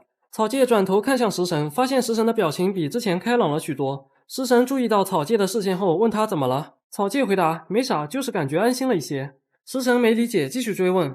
草芥坦言道：我在想你不会消失真是太好了。此言一出，食神瞬间面红耳赤，做了简短的感谢和道别后，如离弦之箭般狂奔而去，看着草芥一头雾水。殊不知食神之所以能跑这么快，是因为已经进入了蒸汽机时代。时间来到2天后，草芥和食神一起坐在公园的长椅上，拆开了协会送来的信封，信里面赫然写着他俩的名字，也就是说他俩已经正式成为猫组的成员了。食神告诉草芥，当时他爷爷和酒吵得天翻地覆，最后也没同意这个提案。最令他感到意外的是，爷爷和酒似乎是旧识，以前有过不少矛盾，但酒还是很轻松地说服了他的父母。他们对酒似乎拥有超乎寻常的信任。就这样，在酒的帮助下，食神顺利加入了负责管理草芥的猫族。结果他俩第二天就领到了第一个任务。与此同时，在某个不起眼的犄角旮旯，一只超乎想象的怪物已经苏醒。傍晚时分，草芥按照指示来到路边等待。很快，有一辆轿车停在了他的面前，司机是一名中年大叔。对方在确认了草芥的身份后，下车毕恭毕敬地阐述了来意。他已经从酒那听说了草芥的事情。草芥回以感谢，打开门发现食神也在车上。晚上好啊，草君，这是我们在猫组的第一个任务呢，一起加油吧。一会儿后，司机将他们送到了指定地点，然后告诉他们之后会有人给他们指示的。说完便驾车离开了。望着渐行渐远的车子，草芥不禁开始担心回去时该怎么办。食神则发现不远处的车站有一个人，不知道司机指的是不是那个人，总之先过去打声招呼看看。随着距离的拉近，对方的轮廓愈发清晰，但草芥心中也逐渐产生了一个疑惑，对方竟然是一个长发及腿、身穿连衣裙的小女孩。对方主动向草芥和食神打招呼，并介绍自己名叫伊丽丝，今年12岁，也是猫组的成员，请多关照。说话的同时还非常有礼貌地鞠了一躬。草芥听后感到十分惊诧，没想到居然是货真价实的小孩。他问一旁的食神，猫组是由很强的魔术师组成的精英部队是吧？果然那孩子也是名人吗？食神回以肯定。伊丽丝·冯·塞肯多夫女士是史上最年轻的特级魔术师，人称天才少女。顺便一提，目前全世界大约只有40名特级魔术师，所有曾经的特级魔术师都造就了载入史册的伟业。面对如此高的评价，伊丽丝害羞地挥了挥不合身的长袖。草芥突然觉得伊丽丝有一种说不出的违和感，而且身为退魔集团的一员却不带武器，与其说是违和感，倒不如说更像是本质上的不同。草芥那审判犯人般的眼神让伊丽丝感到有些害怕，胆怯地问草芥怎么了。食神也一脸无奈地提醒草芥，草芥这才回过神，并说了句抱歉。随后伊丽丝拿出一个秒表，简述了本次任务的内容。根据酒的指示，草芥和食神得在30分钟内清除潜藏在山上的妖魔。说完将秒表交给了食神。食神问伊丽丝超时会怎么样，伊丽丝回答这个表好像会爆炸来着，最近危险的妖魔越来越多了，注意安全哦。来到上山的街道前，草芥双手抱拳，打算直接开冲。食神让草芥等一下，他还要做一点准备工作。伸出双手发动术式，召唤出了一条蛇和一只狗。蛇先对食神说了句好久不见，然后转而问草芥是谁。草芥没有回答，只是呆呆地看着蛇。见此情景，蛇当场暴怒，用更加傲慢的语气质问道，喂，老子在问你话呢，你耳聋吗？食神随即委婉地批评蛇用词太粗鲁，然后伸手抚摸其脑袋，并解释说草芥并不是坏人，所以要好好的打招呼。接着又告诉草芥，这孩子名叫阿洛鲁，拥有出色的支援能力，能承担各种职责。另外一只名叫迅，主要负责正面战场，真实体型还要大很多，但魔力消耗也非常大，所以除了战斗以外，一般不会变大。食神解释完后，迅和阿洛鲁都做了自我介绍。但令草芥血压飙升的是，阿洛鲁居然称他为大叔。食神连忙代为道歉，辩解称阿洛鲁刚出生不久，不谙世事。短暂的插科打诨之后，正式开始执行任务。来到山上，他们很快就发现空气中的魔力浓度异常的高，也就是说他们附近有很多妖魔。阿洛鲁立刻展开搜寻工作。面对草芥的疑问，食神解释说，阿洛鲁能精准定位半径5000米内的妖魔。片刻之后，阿洛鲁突然说了句2点钟方向19米，迅随即飞驰而去，冲进了一片草丛。草芥和食神追上去一看，是一只体型很小的杂鱼妖魔，瞬间就被迅干掉了。迅变回小体型，跑到食神身边。食神对迅的出色表现表示肯定，草芥也称赞其反应速度惊人。随后大家在阿鲁鲁的指引下继续走了一段，遇到了更多妖魔。迅在战斗中受了点皮外伤，不过有食神在，问题不大。看到这，草芥大致理解了食神的战斗方式。阿鲁鲁负责侦查，迅负责战斗，食神自己则负责提供回复支援，是一支很均衡很高效的小队。于是草芥用询问的方式夸赞道，好像完全不需要我。食神慌忙回以否定，说草芥非常可靠。之后他们又遇到了几只形似虫子的妖魔，都是不值一提的杂鱼。至此已经讨伐了30只妖魔。根据阿鲁鲁的说法，还剩5只妖魔需要讨伐，而时间却只过了15分钟，照这速度下去，完成任务游刃有余。草芥突然一转话题，说九这次好像也没来。食神认为九身为天卫6门之一，肯定有很多事情要忙。天卫6门吗？好像是天卫魔术师的总称来着。食神表示肯定。草芥再问，我记得9好像是序列6来着，那序列1是谁啊？听到这，食神脸上多了一丝阴郁，那人去年离世了。草芥再问，是因为什么绝症吗？食神回忆否定，被什么人杀害了。这个回答让草芥颇感意外，号称世界第一的强者竟然会被杀死。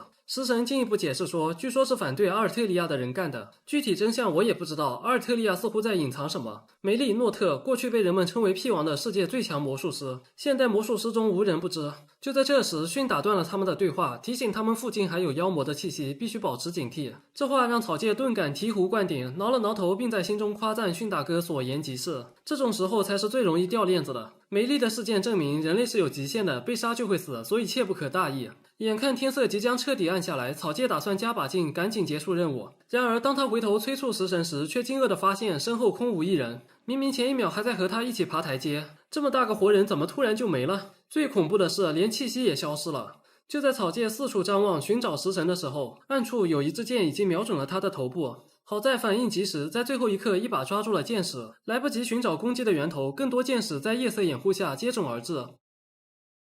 面对突然的偷袭，尽管草芥瞬间做出了反应，但还是被第一波攻击的其中一把剑伤到了衣服。好在后续的箭矢都躲开了，甚至还用拳头精准地打碎了几把。攻击似乎暂时停下了，草芥重新开始寻找和分析食神去哪了。从如此诡异的消失方式来看，很有可能是空间隔离。至于犯人，应该就是现在躲在暗处偷袭的家伙。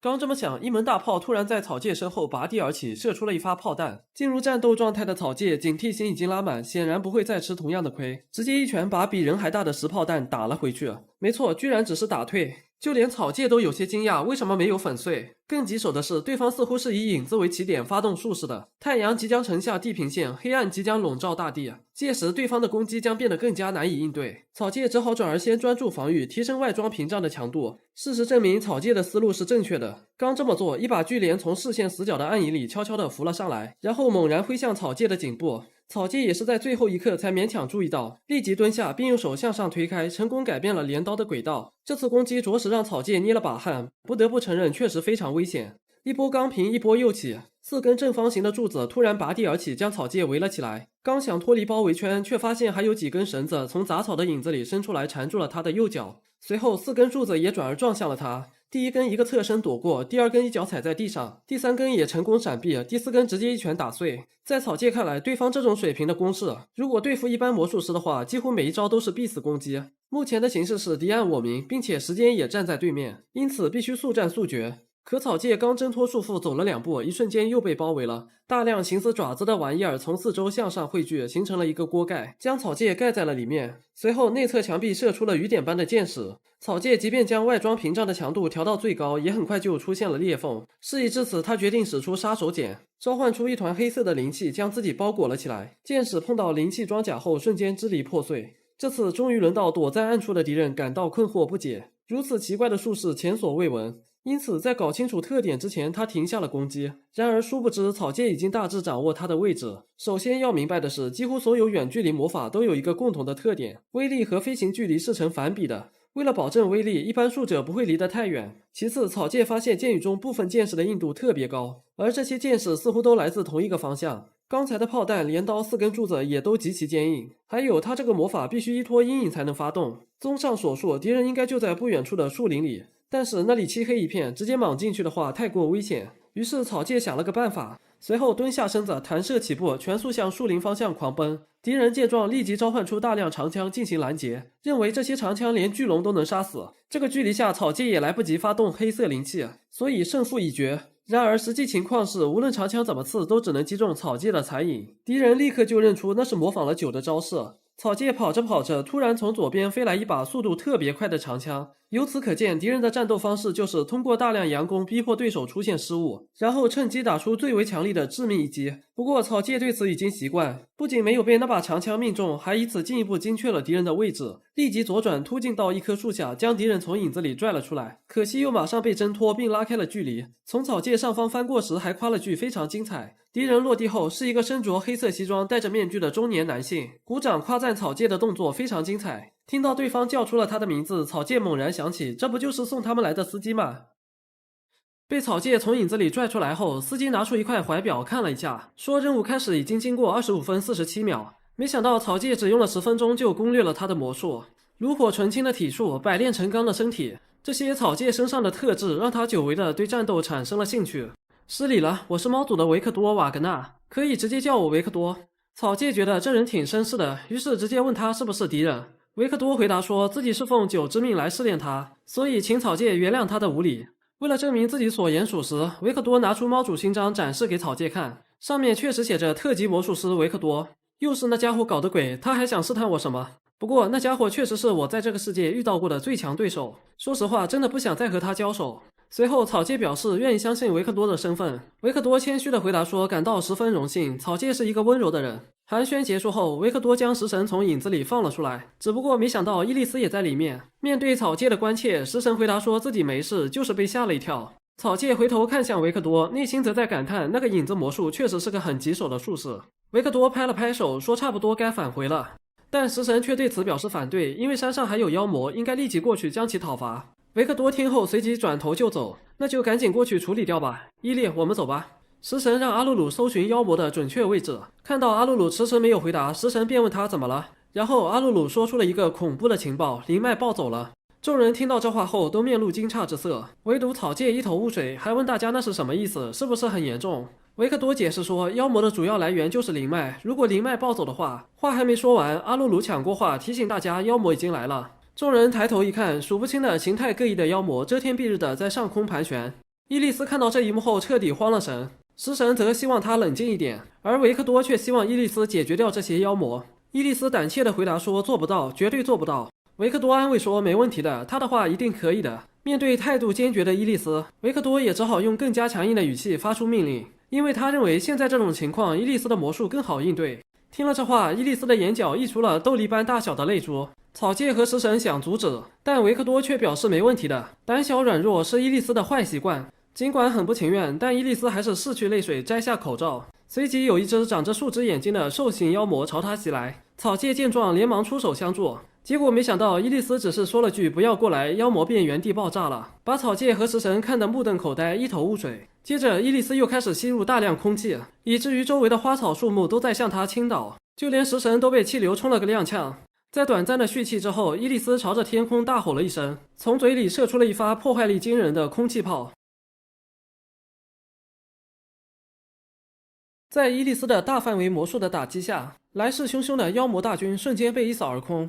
完事后，伊莉丝又马上戴上了口罩。维克多一边鼓掌一边夸赞说非常完美，这不是做得到吗？而草芥和食神则被刚才的光景惊呆了，就算想过伊莉丝能解决，也确实没想到居然仅用一招就全部歼灭。伊莉丝一改刚才胆怯的样子，又打起了精神，显得很开心。至此，这块区域的妖魔彻底清除完毕，于是他们下山返回了。途中，草芥一直在分析伊莉丝刚才的攻击，原理其实并不复杂，简单来说就是大量吸入附近空气中的魔素，然后一口气吐出去，具有天灾级别的破坏力。草芥和食神不得不感叹特级魔术师名不虚传。上车前，伊莉丝去附近的自动贩卖机为草芥和食神买来2罐饮品，解释说九曾告诉他工作之余前辈应该请后辈喝点什么。草芥接过饮料喝了一口，没想到那么烫，又马上吐了出来，这让伊莉丝觉得有点奇怪。阿雷，佐藤先生不是喜欢喝热的吗？九女士是这么说的哦。草芥擦了擦嘴，并在心里怒骂了一句怎么又是那家伙，接着又温柔地抚摸伊莉丝的头，表达了感谢，夸赞其是个聪明的孩子。回去路上，坐在后排的食神和伊莉丝靠在一起酣然入睡，而维克多和草芥则在侃侃而谈。维克多告诉草芥，猫主这几年一直苦恼于人手不足，4个人有点运转不过来，草芥和食神的加入真是帮了大忙。草芥说想问一个关于伊莉丝的问题，维克多开玩笑问草芥是不是看上了他，草芥神色凝重地反问他是不是诅咒持有者。这话让维克多感到有些意外，以为草芥也是诅咒持有者。草芥解释说自己是属于稍加注意就不会对正常生活造成影响的那种。维克多对此表示羡慕，诅咒什么的我不太懂，不过确实如草芥殿下所说的，伊莉丝患有一种怪病，平时只要戴上那个口罩就能抑制住，所以没什么大问题。但是他一旦摘下口罩，哪怕是小声说话也能产生堪比枪弹的攻击，他自己也无法控制。其实刚才的攻击他已经尽力压制力道了。如此强大的诅咒持有者确实罕见，能成为世界上最年轻的特级魔术师估计也是这个原因吧。但是诅咒之所以称之为诅咒，就是因为会带来各种负面影响。想到这，草芥开口了，也就是说，维克多立刻就明白草芥想说什么。是的，大约6年前被亲生父母丢弃了，然后被当时是特级魔术师的九捡了回来，之后一直在猫组生活。以前我也因为类似的原因被周围的人讨厌和恐惧，不在这里的吴七女士差不多也是如此。给了我们这些异类容身之所的正是九女士，我们对那位大人感激不尽。对此，草芥表示感到有些意外，那个如此自由奔放的家伙居然会关心他人。虽然嘴上这么说，但内心还是不太相信九是出于纯粹的善意，至少从未向他表现出同情。在牢房里初次见面时也是来势汹汹，而且如果九真的是出于同情才让伊莉丝加入的，那邀请他又是为了什么呢？更令人不解的是，当时监狱外的九似乎露出了不安的表情。草芥殿下，希望您今后能作为伊莉丝的伙伴和知音，多多支持和关照她。对此，草芥回答说明白。画面回到小梅市，猫主吉东织布里的金子接到了维克多的电话，随后他将任务结束的消息转达给了躺在沙发上的九。他对佐藤先生给出了极高的评价，能让他这般称赞的除了您以外还是第一次。您似乎并不惊讶。九一边查看信件一边慵懒地回答，不是这样才让人困扰呢。虽说只是顺带的，但它也算是我漂洋过海来到日本的一个理由嘛。关于前几天开始的调查，目前还未找到任何老师的线索。那个人可不会这么容易被找到，所以我才开了这家事务所，慢慢来吧。随后金子问九，从刚才开始他一直在看什么？九回答说那是来自阿尔特里亚的任务信，而且还是由元老院直接发出的。听了这话，金子立刻就明白这次任务非同寻常，因为元老院是阿尔特里亚的最高权力机关，直接向天位魔术师指派任务，也就是说压根就没指望其他魔术师能解决，可见难度之高。问九具体内容是什么，九看着信件回答说好像有鬼出没。